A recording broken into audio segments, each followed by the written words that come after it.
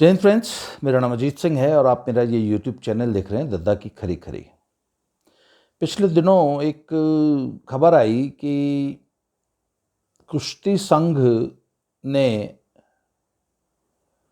हमारे जो ओलंपिक विजेता हैं और जो ओलंपियन पहलवान हमारे जो ओलंपिक्स में भाग लेने गए थे टोक्यो ओलंपिक्स में, उनको एक नोटिस इशू किया है और ये चेतावनी दी है कि उनको भविष्य में पार्टिसिपेशन से बैन किया जा सकता है यदि वो नियम कानूनों का उल्लंघन करेंगे या यदि वो अनुशासन में नहीं रहेंगे।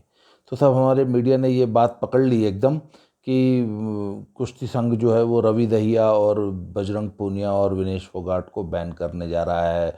और जैसा कि आजकल जो ये डिजिटल प्लेटफॉर्म्स हैं और स्पेशली यूट्यूब के जो प्लेटफॉर्म्स हैं, इनमें तो सब वो क्लिक बेट्स होते हैं ना कि ऐसी सनसनीखेज खबर बनाओ कि कोई आपका वीडियो चैनल देखे, आपका यूट्यूब चैनल। तो उनमें ऐसी ऐसी हेडलाइंस बनने लगीं कि क्या अब कुश्ती नहीं लड़ पाएंगे रवि दहिया और बजरंग पूनिया और विनेश फोगाट, और क्या कुश्ती संघ उनको बैन कर देगा। और कईयों ने ये खबर लगाई, कईयों ने ये हेडलाइन बनाई कि विनेश फोगाट पे बैन लगना निश्चित है और कुश्ती संघ जो है वो विनेश फोगाट को माफ़ करने नहीं जा रहा है, बेशक उन्होंने माफ़ी मांग ली है। तो मैंने थोड़ा सा ना इस पूरी केस की तहकीकात की कि आखिर क्या कारण है। और भारतीय कुश्ती संघ, रेसलिंग फेडरेशन ऑफ इंडिया, और उसके जो प्रेसिडेंट हैं वो हमारे गोंडा से सांसद हैं ब्रजभूषण शरण सिंह जी, वो आखिर हमारे इन मेडलिस्ट पहलवानों को से इतना खफा क्यों हैं। तो सब जब मैंने ये पूरी ज़रा इसकी गहराई से जांच करने की कोशिश की तो मुझे ऐसा लगा कि भारतीय कुश्ती संघ बिल्कुल भी गलत नहीं कर रहा बल्कि सही कर रहा है। और ये जो जो कदम भारतीय कुश्ती संघ ने आज उठाया है, ये उसको आज से 10-15 साल पहले उठा लेना चाहिए था। तो मैं इस विषय को आगे बढ़ाने से पहले मैं आपको एक छोटी सी कहानी सुनाता हूँ। कहानी नहीं है, सब सच सच है। साहब हुआ क्या कि 2005 में जब ये हमारा जो विजेंद्र पहलवान, सॉरी बॉक्सर है विजेंद्र सिंह, ओलंपिक में वो भी मेडलिस्ट है, तो जब वो एक अनजान खिलाड़ी था परंतु एक प्रॉमिसिंग एथलीट बॉक्सर था, तो उसके साथ एक कंपनी है साहब मुंबई की, उसका नाम है इन्फिनिटी ऑप्टिमल सॉल्यूशंस, IOS। उस कंपनी ने एक विजेंद्र सिंह के साथ कॉन्ट्रैक्ट किया 2005 में, 15 सितंबर 2005 को। और उस मतलब उसको थोड़ी सी कॉन्ट्रैक्ट क्या किया, एक वित्तीय सहायता दी IOS ने विजेंद्र, और कुछ कागजों पे साइन करवा लिए। तो साहब उन कागजों पे ये लिखा था, जिसका कि विजेंद्र सिंह को बिल्कुल इल्म नहीं था, बिल्कुल पता ही नहीं था, कि आंख बंद करके उन्होंने साइन कर दिए कि उस कंपनी ने ये कहा कि हम आपको अगले 10 साल तक 5,000 रुपया देंगे सालाना, साल के 5,000 रुपये देंगे और हर साल 10% ये रकम बढ़ाएंगे। मतलब अगर 5,000 दे रहे हैं तो अगले साल 5500 दे देंगे। 10 साल तक आप हमारे साथ इस कॉन्ट्रैक्ट में बंधे रहेंगे और आगे चल के यदि आप सेलिब्रिटी हो जाते हो तो आपको जो भी प्राइज मनी सरकार से या प्राइवेट से जो भी मिलता है, जैसे अभी खिलाड़ियों को मिल रहा है ना, एक जैसे हरियाणा सरकार ने 4 करोड़ रुपए का अनाउंस किया, किसी ने 1 करोड़ किया, किसी ने 2 करोड़ किया, एक खिलाड़ी को 12, 14, 15, 18 करोड़ मिल गए थे। तो ऐसी अगर कोई प्राइज मनी सरकारी या गैर सरकारी मिलती है तो उसका 50% हमारा होगा, 50%।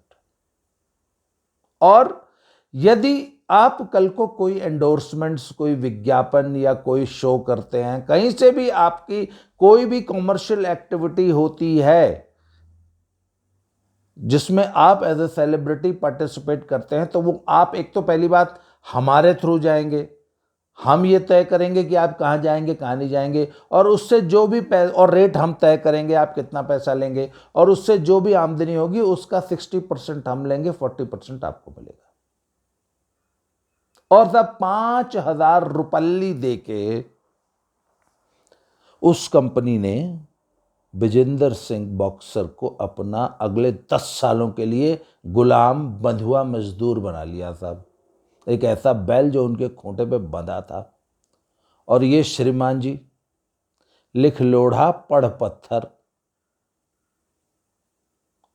इनको मालूम ही नहीं ये किस कॉन्ट्रैक्ट पर साइन कर रहे हैं।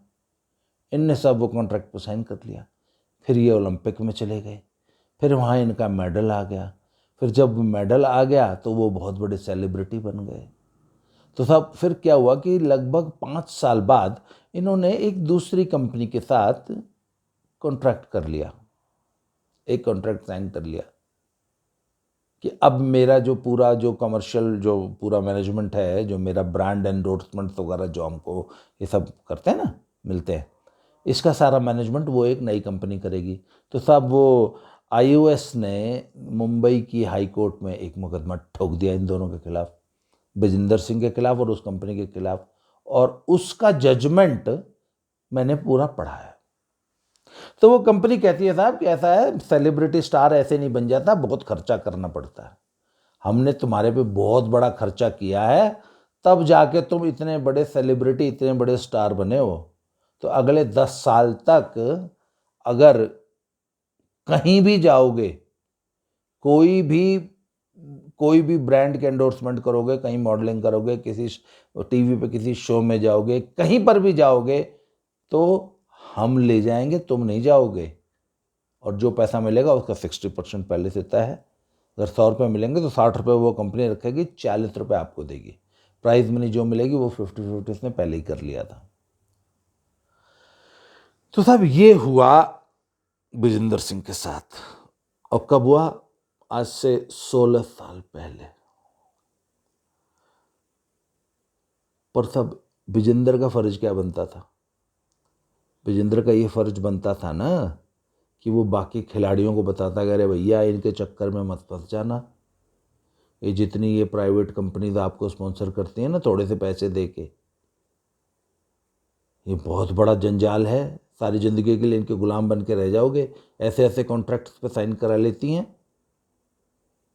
जिनसे आप सारी ज़िंदगी छूट नहीं सकते। तो तब वो जब आईओएस ने विजेंद्र सिंह और उस कंपनी के खिलाफ जब मुकदमा किया तो जज ने कहा कि ठीक है, चाहे 5,000 में किया चाहे कितने में किया, आपने बाकायदा एग्रीमेंट किया है, आपने कॉन्ट्रैक्ट साइन किया है, आप उसको ऐसे अपनी मनमर्जी से आप नहीं छोड़ सकते।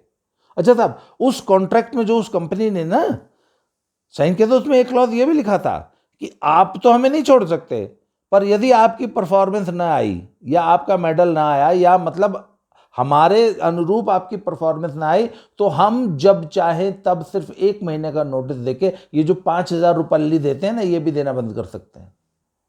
मतलब they had a right to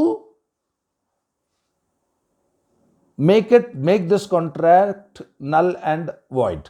मतलब वो इस कॉन्ट्रैक्ट को, इस एग्रीमेंट को खत्म कर सकते हैं। उनके पास इसका हक था कि वो 5,000 रुपल्ली भी जब चाहेंगे तब देना बंद कर देंगे। क्योंकि आप भाई अगर भाई विजेंद्र का मेडल नहीं आता तो विजेंद्र उनके किस काम का था? तब तो विजेंद्र बस जीरो। तो फिर उसको वो 5,000 रुपये महीना भी 5,000 साल का भी क्यों दे? साल का 5,000 था। और सबसे बड़ी बात सुन लीजिए, 1 साल 5,000 रुपया, मतलब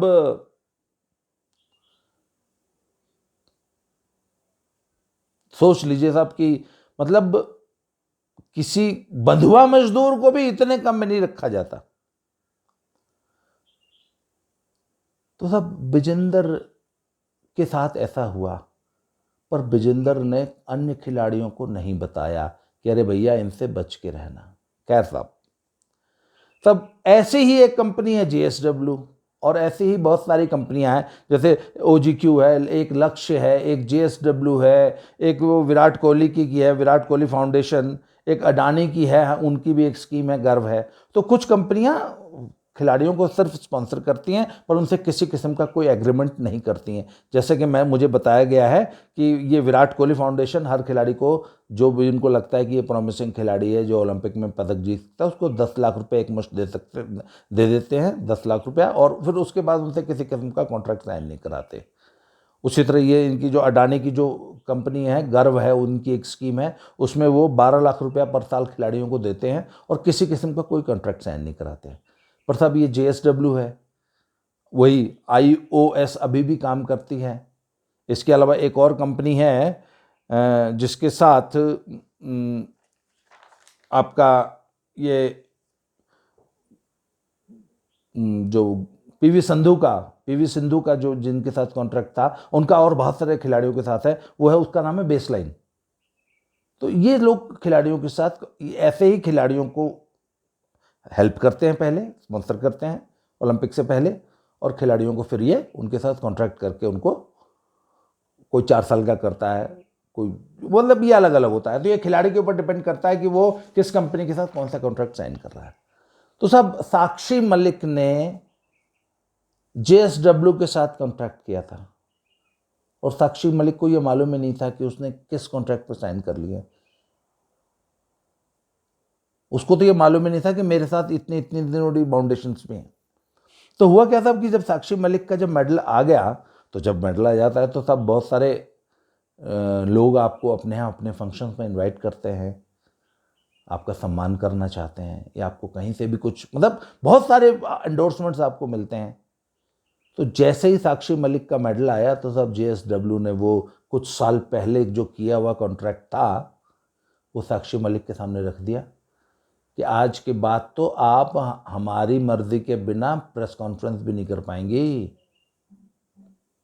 आज के बाद आप हमारी मर्जी के बिना अपने घर से पैर किसी प्रोग्राम में जाने के लिए, किसी एंडोर्समेंट के लिए, किसी कॉमर्शियल एक्टिविटी में पार्टिसिपेट करने के लिए as a brand, as a celebrity आप हमसे पूछ के जाएंगी। तो साक्षी की तो सब आंखें खुली रह गई।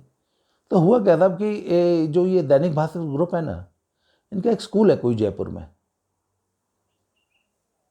तो उनका कोई फंक्शन था, उसके लिए उन्होंने साक्षी मलिक को इनवाइट किया। और भाई दैनिक भास्कर इतना बड़ा समूह है और इतना बड़ा अखबार है जो कि हमारे सभी खिलाड़ियों को इतनी ज़्यादा पब्लिसिटी देता है, इतने ज़्यादा उनके बारे में लिखता है। तो दैनिक भास्कर अपने स्कूल के एक फंक्शन में अगर साक्षी मलिक को इनवाइट कर रहा है तो दे वर वेरी मच श्योर कि अरे यार हम बुलाएंगे तो साक्षी मलिक तो दौड़ी चली आएगी। तो जो उनका जो रोहतक का जो लोकल जो ब्यूरो चीफ था, या जो लोकल वहाँ पे उनका शायद संस्करण में निकलता होगा, तो लोकल जो प्रधान संपादक थे उनको बोला कि जरा आप साक्षी मलिक से बात करके उनको इनवाइट कर दीजिए और उनको इस प्रोग्राम में आने के लिए इनवाइट कर लीजिए। तो वो प्रधान संपादक जी जो थे उन्होंने साक्षी मलिक को फ़ोन किया, तो साक्षी मलिक ने कहा एक काम करो मेरे मैनेजर से बात कर लो। तो ये बात साहब दैनिक भास्कर ग्रुप को बहुत बुरी लगी। तो उसने बोला उनको कि अरे आपको आना है नहीं आना, आप हमें डायरेक्ट बता दो ना, डायरेक्ट मना कर दो। आप ये आपके मैनेजर से हम बात करेंगे, अब आप इतनी बड़ी हो गई हो। तो साहब साक्षी मलिक उनको ये समझा नहीं पाएगी, साहब मेरी क्या मजबूरी है और मैं क्यों आपसे कह रही हूँ कि मेरे मैनेजर से बात करो, क्योंकि किसी भी प्रोग्राम में जाने के लिए साक्षी मलिक खुद को डिसीजन ले ही नहीं सकती, वो तो उस कंपनी को लेना है, JSW को। मैंने कहा ना बंधुआ मजदूर, यहाँ गले में पट्टा बांध रखा है और एक खूंट है। अब आपने अगर JSW के साथ कॉन्ट्रैक्ट किया है तो आप एक बैल हैं जो कि उस कंपनी के खूंटे से बंधे हैं। तो तब साक्षी मलिक ने उस दैनिक भास्कर के संपादक महोदय को ये बोल दिया कि साहब प्लीज़ मेरे मैनेजर से बात कर लीजिए। मैनेजर से बात कर समझे नहीं, उनको बहुत बुरा लग गया। अच्छा ये तो इतनी बड़ी स्टार हो गई है, हमसे बात नहीं करती, अब हमको इसके मैनेजर से बात करनी पड़ेगी। सब वो खफा हो गए और खफा होकर फिर उन्होंने अपने तरीके से साक्षी मलिक को जिस तरीके से वो परेशान कर सकते हैं तो वो किया। वो रोहतक के लोकल लोग जानते हैं, मैं उसके बारे में ज़्यादा नहीं बता सकता, आपको बताना नहीं चाहता हूँ मैं आपको, आप खुद पता लगा लीजिएगा। तो सब बात ये हुई कि Sakshi Malik could not handle this situation. उसके गांव में भी जो लोग उसके पास, जो उसकी लोकल पंचायतें, लोकल लोकल फंक्शंस में भी अगर वो पार्टिसिपेट करना चाहती थी तो वो कर नहीं पाती थी। तो उसके बारे में इमेज, ये समाज में इमेज क्या बनी साहब कि ये तो बड़ी एरोगेंट है कि स्टार बनते ही, मेडल आते ही इसका इतना बड़ा जो है रुतबा हो गया कि अभी हमसे बात भी नहीं कर सकते, इसके मैनेजर के थ्रू हमसे बात करनी पड़ती है। अगर इसको अपने इनवाइट करना है तो इसके मैनेजर से बात करो तब। पर सब मेन प्रॉब्लम थी, इसको तो साक्षी मलिक जानती थी ना। और साक्षी मलिक को भी ये तमाम समस्याएं तब पता चली जब उसका मेडल आ गया। मेडल आने से पहले जेएसडब्ल्यू ने वो कॉन्ट्रैक्ट छुपा के रखा हुआ था। तो सब बात ये, अच्छा ऐसा ये कॉन्ट्रैक्ट अभी जेएसडब्ल्यू ने ये नीरज चोपड़ा के सामने भी निकाल के रखा है। मुझे नहीं मालूम इसने किन शर्तों पे उनको साइन किया है, क्या किया है, पर जब इसका मेडल आया तो जेएसडब्ल्यू ने उसके सामने वो कॉन्ट्रैक्ट रख दिया कि अब आज के बाद कुछ भी करना, कहीं भी जाना तो हमसे पूछ के जाना। तो साहब ब्रजभूषण शरण सिंह जी की नाराजगी एकदम जायज़ है। भाई OGQ ने विनेश फोगाट को स्पॉन्सर किया। WFI कहती है कि विनेश फोगाट का कोच कौन है, विनेश फोगाट कहाँ प्रैक्टिस कर रही है, कहाँ जा रही है, प्रैक्टिस कर भी रही है कि नहीं कर रही है, फेडरेशन को मालूम ही नहीं। क्यों? क्योंकि फेडरेशन का उसके ऊपर कोई कंट्रोल ही नहीं है। क्यों? क्योंकि वो तो OGQ की स्पॉन्सर है। उसकी सारी ट्रेनिंग का खर्चा, उसकी सारी ट्रेनिंग की अरेंजमेंट तो OGQ कर रही है। तो सब फेडरेशन को ये मालूम ही नहीं है। अच्छा, खिलाड़ी किसका है? खिलाड़ी तो फेडरेशन का है ना। और फेडरेशन को मालूम ही नहीं कि उसका बच्चा कहाँ घूम रहा है, कहाँ प्रैक्टिस कर रहा है। तो जैसा कि ब्रजभूषण शरण सिंह जी ने, रेसलिंग फेडरेशन ऑफ इंडिया के जो प्रेसिडेंट हैं, उन्होंने कहा कि we were not at all happy with her training. वो हंगरी में ट्रेनिंग कर रही थी। We are not happy with the coaching provided to her by वॉलरकॉस, जो उसके हंगेरियन कोच थे। और हंगरी की विमेन रेसलिंग इतनी अच्छी नहीं है कि उसको अपने बराबर के, अपने साथ के अच्छे स्पैरिंग पार्टनर्स मिलते। उसका एकदम स्पष्ट उदाहरण मैं देता हूँ कि वॉलर एकॉस की पत्नी, जो कि खुद एक ओलंपियन रेसलर है और काफ़ी सीनियर रेसलर है, पर उनका वजन है 65-66 किलो। वो वजन घटा के 62 किलो के आसपास जो वेट कैटेगरी उसमें लड़ती होंगी। तो वो 10-12 किलो भारी हैं साक्षी मलिक से। उनके साथ साक्षी मलिक वहाँ ट्रेनिंग करती थी। She was the sparring partner. इसके अलावा इसकी एक सिस्टर प्रियंका, शायद नाम है उसका, वो उसकी एक स्पैरिंग पार्टनर थी, जिसको टॉप स्कीम के तहत स्पैरिंग पार्टनर के तौर पे ऑफिशियल कागजों में उसकी स्पैरिंग पार्टनर उसकी सिस्टर थी, प्लस परंतु अनऑफिशियली शी वॉज ट्रेनिंग। तो होता क्या था भाई, ट्रेनिंग में स्पैरिंग पार्टनर्स एक नहीं होता है। साल भर अगर आप ट्रेनिंग करें तो आप सिर्फ एक या 2 लोगों के साथ ट्रेनिंग नहीं कर सकते। रोजाना पार्टनर बदल बदल के ट्रेनिंग की जाती है, क्योंकि पार्टनर बदलने से सामने वाले पार्टनर की टेक्निक, टैक्टिक्स, स्ट्रेंथ, एंड्योरेंस, हर चीज़ चेंज होती है ना।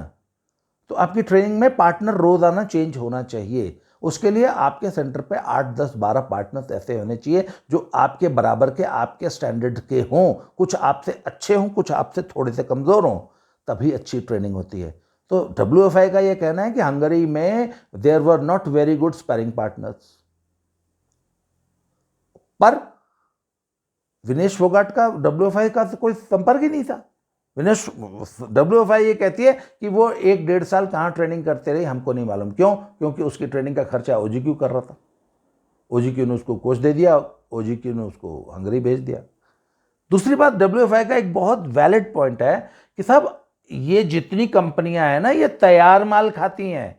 जब लड़का लड़की कोई खिलाड़ी ओलंपिक के लिए क्वालिफाई कर लेता है, या जब ये टैलेंट हंट में ये देख लेते हैं कि ये 4 पहलवान है जो कि आने वाले समय में अगले 2 सालों में ओलंपिक के लिए क्वालिफाई कर लेंगे, ये पता लगा लेना किसी भी समझदार आदमी के लिए एकदम चुटकियों के खेल है। टैलेंट हंटर 1 मिनट में टैलेंट हंट कर लेते हैं कि कौन कितने टैलेंट का है। तो साहब ये जो मलाई होती है ना, उसको छांट लेते हैं, उस पे 1-2 लाख रुपया महीना खर्च करते हैं।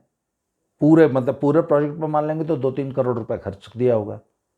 और ऐसे 4-5 पे दाव लगाया, 5 घोड़े दौड़ाए, एक ना एक मेडल ले आएगा। जैसे अगर आप देख लीजिए ना कि रेसलिंग में अगर आप 5-6 लोगों को स्पॉन्सर करते, 7 लोगों को, तो 2 मेडलिस्ट आ गए। 2 मेडलिस्ट आ गए तो आपके पास 2 सुपरस्टार हो गए। एक सुपरस्टार कम से कम बनाएगा एंडोर्समेंट से कम 50, 60, 70 करोड़ रुपया। अगर आप उसका 25% भी लेते हैं तो आपने 25-30 करोड़ तो एक लड़के से कमा लिया।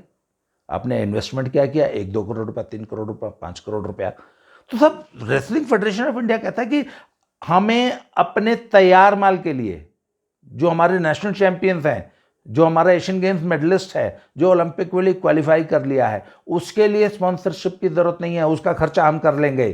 अगर आपको इतनी ही स्पोर्ट्स को बढ़ावा देने की चाहत है तो भैया स्कूल, जो स्कूली बच्चे हैं, जो हमारी नर्सरी है, कैडेट्स हैं, जूनियर्स हैं, उनको करो ना स्पॉन्सर। पर उनको स्पॉन्सर करोगे तो अगले 10 साल तक स्पॉन्सर करना पड़ेगा और हजारों बच्चों को स्पॉन्सर करना पड़ेगा, तब जाके एक ओलंपिक चैंपियन निकलेगा। तो ये कंपनियां क्या करती हैं, ये तैयार माल को फंसाती हैं। और सब हमारे रेसलिंग में एक बहुत बड़ी प्रॉब्लम है, हमारे रेसलर जो है they are academically not very sound, very strong. क्योंकि बच्चा हमारा पहलवान बेचारा तो 10 साल की उम्र में अखाड़े में जाता है, उसने तो जिंदगी में स्कूल छू के नहीं देखा। तो उसको गाइड करने वाले हमारे कोचेस और हमारे खुद बेचारे पहलवान जो हैं, they don't know the technicalities of these contracts. उनको तो ये दिखता चलो यार ये लाख रुपए महीना दे रहा है, अगले 1 साल के लिए 12 लाख रुपए देगा, चलो किसी भी कॉन्ट्रैक्ट पर साइन कर दिया। भाई आप सोशल अपने ये फ़ोन ऐप्स में इतने सारे ऐप्स जब आप डाउनलोड करते हैं तो उस पर आपसे एक जगह वो आई एग्री पे साइन कराता है, क्लिक कराता है ना। अगर आपने आई एग्री पे क्लिक कर दिया, इसका मतलब आप हमारी सारी टर्म्स एंड कंडीशंस को एग्री करते हैं। कितने लोग वो एग्रीमेंट डॉक्यूमेंट पढ़ते हैं साहब? हमने सारे ऐप्स पे आई एग्री कर रखा है ना। आप जितने भी ये सोशल मीडिया ऐप्स हैं, फेसबुक है, ट्विटर है, या जो भी इंस्टाग्राम वगैरह है, आप इनको जब साइन इन करते हैं या आप जब लॉग इन करते हैं तो वो आपसे आई एग्री पे साइन करा लेता है, क्लिक करा लेता है। कितने लोगों ने वो एग्रीमेंट पढ़ा हुआ है? यही चीज़ पहलवानों के साथ होती है, यही चीज़ हमारे खिलाड़ियों के साथ होती है कि जब आप किसी भी ये OGQ या JSW या किसी भी कंपनी के साथ जब आप कॉन्ट्रैक्ट में जाते हैं तो वो क्या, किन शर्तों पे आपको वो 1 लाख रुपया महीना दे रहा है, ये तो आपने पढ़ा ही नहीं। जब वो करते क्या है, 10 घोड़ों पे दाव लगाया, एक ने एक तो जीतेगा ही जीतेगा। 10 घोड़ों पे 10 करोड़ रुपए लगा दिए, अगर एक भी जीत गया तो वो 100 करोड़ कमा के दे देगा अगले 5 सालों में आपको। तो सब रेसलिंग फेडरेशन ऑफ इंडिया ने ये एक इनको बांधने की कोशिश की है कि ऐसी किसी कंपनी के साथ यदि आप कॉन्ट्रैक्ट करेंगे तो आप नहीं करेंगे, रेसलिंग फेडरेशन ऑफ इंडिया करेगी। और अगर आप रेसलिंग फेडरेशन ऑफ इंडिया को इन्फॉर्म किए बिना ऐसी किसी कंपनी के साथ स्पॉन्सरशिप लेते हैं, ऐसी किसी कंपनी के साथ कॉन्ट्रैक्ट करते हैं, तो WFI आपको पार्टिसिपेट नहीं कराएगी। ऐसा रेगुलेशन बना के या ऐसी रेगुलेशन बनाने की यदि WFI की मंशा है तो ये बहुत अच्छी मंशा है। इससे इन कंपनियों पे लगाम लगेगी और ये खिलाड़ी इन कंपनियों के चंगुल में, इनके बंधुआ मजदूर बनने से बच जाएंगे। क्यों? क्योंकि जब WFI इनके साथ कॉन्ट्रैक्ट करेगी तो WFI तो में कौन बात करेगा, WFI किसी सुप्रीम कोर्ट के लॉयर को अपॉइंट कर लेगी और कह देगी कि किसी इन कंपनियों को कह देगी कि किसी भी कंपनी को अगर किसी खिलाड़ी के साथ अगर कोई कॉन्ट्रैक्ट करना है तो टॉक टू माय लॉयर। तो अब आपको सुप्रीम कोर्ट के एक लॉयर से बात करनी पड़ेगी। और सुप्रीम कोर्ट का लॉयर तो सर प्याज के छिलके उतारेगा ना, वो तो एक एक कॉन्ट्रैक्ट के एक एक वर्ड पे जाके बहस करेगा कि नहीं नहीं ये वर्ड सही नहीं है, इसको सही ऐसे करो, ये पैसे बहुत कम हैं, फिर कितने पैसे में किस खिलाड़ी के साथ कॉन्ट्रैक्ट करना है, ये रेसलिंग फेडरेशन ऑफ इंडिया का एक पैनल होगा, वो डिसाइड करेगा। तब आप किसी खिलाड़ी को 5,000 रुपये में बंधुआ मजदूर नहीं बना पाओगे। और वो उस बेचारे को 5,000 में बंधुआ मजदूर बनाना पड़ा विजेंद्र सिंह को, तभी तो बेचारा पंजाब में हेरोइन की सप्लाई करने लग गया था ना।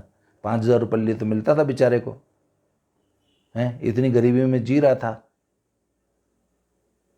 तो सब बात यह है कि ये कॉन्ट्रैक्ट, ये बाउंडेशन या इस प्रकार की जो instruction wrestling federation of India ने खिलाड़ियों को दी है और उनको जो इस नियम में बांधने की कोशिश की है, ये एक बहुत अच्छी पहल है।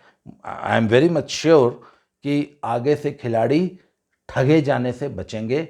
और अब तक जो ठगे गए हैं तब वो तो चूंकि कॉन्ट्रैक्ट साइन कर चुके हैं, इसलिए उसमें तो रेसलिंग फेडरेशन ऑफ इंडिया कुछ कर नहीं सकती। अब ये तो निकल के आएगा कि नीरज चोपड़ा या बजरंग पूनिया या रवि दहिया जैसे खिलाड़ी, ये बेचारे जो कॉन्ट्रैक्ट कर चुके हैं, इसमें इन कंपनियों ने इनको किस तरीके से ठगा है, किस तरीके से फंसाया है, ये तो समय बताएगा। पर रेसलिंग फेडरेशन ऑफ इंडिया की जो ये पहल है, इससे मुझे पूरा विश्वास है कि अब भविष्य में कोई खिलाड़ी इस तरह ठगे जाने से बचेगा। और मेरे हिसाब से ये एक बहुत अच्छा कदम है। हालांकि अभी इसमें बहुत ज़्यादा क्लैरिटी नहीं है कि WFI क्या करने जा रही है, वो आने वाले समय में क्लियर होगी। परंतु ऐसा WFI की ऐसी कोई मंशा नहीं, वो अपने किसी खिलाड़ी को बैन नहीं करना चाहती। वो सिर्फ उनको ये बताना चाहती है कि भैया किसी से कोई भी कॉन्ट्रैक्ट करने से पहले हमें लूप में लो, हमें कॉन्फिडेंस में लो, जिससे कि तुम ठगे जाने से बचो, नंबर 1। नंबर 2, और कोई ऐसा काम ना हो जिससे कि आपकी परफॉर्मेंस पे असर पड़े। आज के लिए इतना ही इस वीडियो में। Thank you very much.